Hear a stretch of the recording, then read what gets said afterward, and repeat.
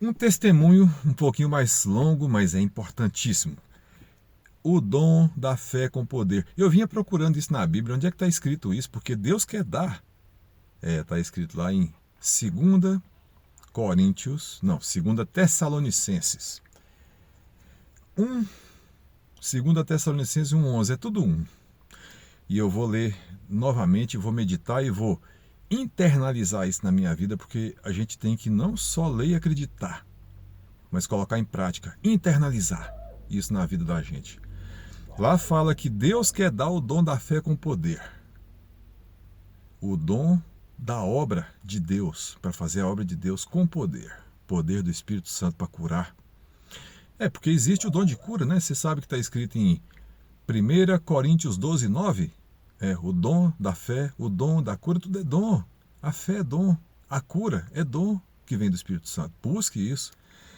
Bom, mas o testemunho é o seguinte: Deus tinha me falado na Bíblia, Mateus 21:21, que ele tinha secado a figueira, e ele falou: se você não duvidar, você vai dizer essa figueira, esse monte ergue-te, lance no mar, ele vai. Se não duvidar, presta atenção, pessoal, se não duvidar. Mas a gente duvida. Nós somos humanos. Pedro duvidou. Pedro chegou de caminhar sobre as águas. Jesus vinha caminhando. E Pedro falou: se é o Senhor, faça que eu vá até o Senhor. E vem, Jesus falou. E ele foi, e ele caminhou. Mas quando ele começou a ver o vento e o mar bravo, ele duvidou. E começou a afundar.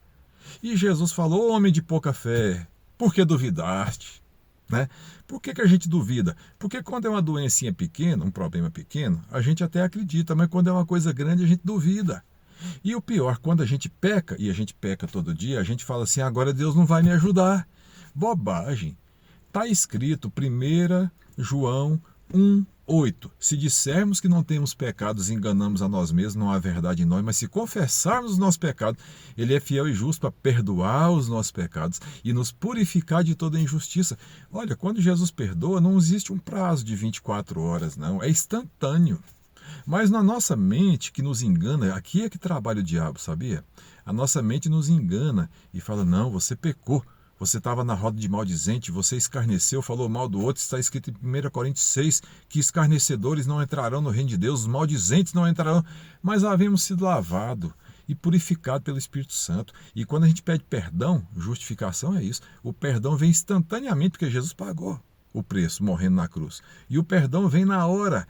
Não demora 12 horas nem 24 horas. E a gente fica naquela mente da gente falando: não, você pecou. Você agora não tem a autoridade do Espírito Santo para repreender uma doença. O quê? Você pecou? Arrependa-se na hora. Entra no seu quarto, tranca a porta, ajoelha, pede perdão para Deus. Senhor, eu pequei. Igual aquele Mateus 18:18. Tinha dois orando. Um dizia: eu não sou pecador igual esse publicano. Então esse não desceu perdoado, né? Ele dizia: eu dou o dízimo de tudo, eu faço boas coisas, né? Esse não desceu perdoado. Mas o publicano que dizia, batia no peito: Senhor, eu sou um grande pecador, me perdoa, esse desceu perdoado. Então, você pecou, entra no seu quarto, fecha a porta para ninguém ver isso e nem te interromper, uma conversa com Deus, com reverência, e fala: Senhor, eu pequei, me perdoa. Jesus vai te perdoar instantaneamente. Na hora você está perdoado, não é no outro dia não. E aí você repreende o mal, porque quando a gente peca, a gente abre porta para o demônio. E ele vem castigar a gente. Ele é o cobrador. Ele é o cobrador. Ele vem castigar a gente. Então, quando você pecar, que o diabo vir colocar doença em você, você ajoelha, pede perdão: Jesus, me perdoa.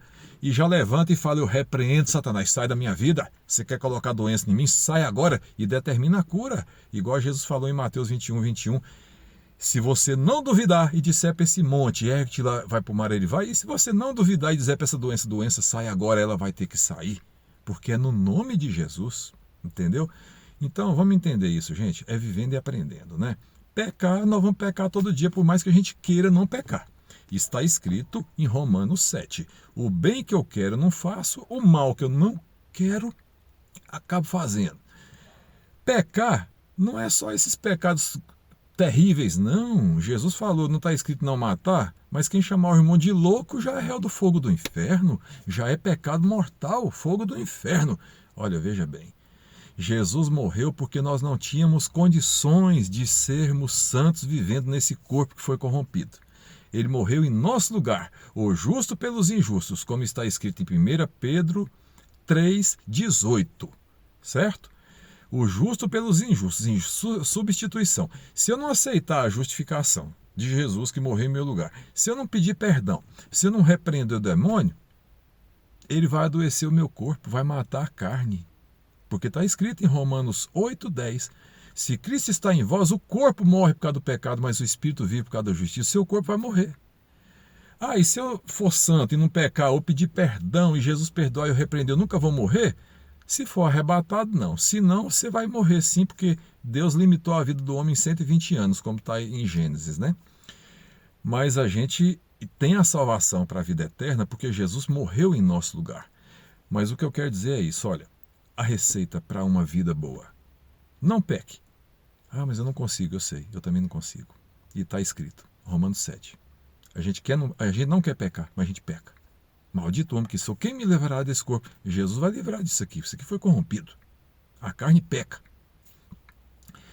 Mas se você ajoelhar e pedir perdão, 1 João 1,8 e 1 João 2 também fala isso. Fala, filhinhos, essas coisas vos escrevo para que não pequeis, mas se alguém pecar, temos um advogado para com o Pai, Jesus Cristo, o justo, e ele é a propiciação pelos nossos pecados. E não somente pelo nosso, mas de todo mundo.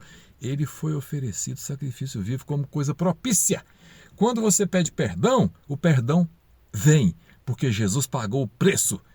O preço está pago com o sangue de Deus, porque Jesus é Deus, né? No princípio era o verbo estava com Deus, e era Deus.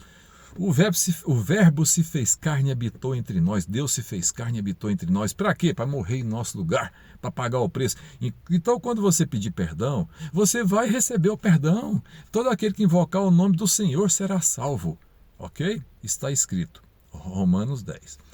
Então, peça perdão, levante, repreenda a doença. Doença, sai da minha vida. Demônio, sai da minha vida. Não pense que Jesus não vai te perdoar, ou que ele só vai perdoar quando ele esquecer, que ele vai guardar a raiva um mês. Não, não tem isso, é instantâneo. É instantâneo, ok? O diabo mente na cabeça da gente. Não, você pecou, você agora está perdido. Né? Durante um ano você não tem bênção. Não tem isso, não, é instantâneo, perdão é instantâneo, tá?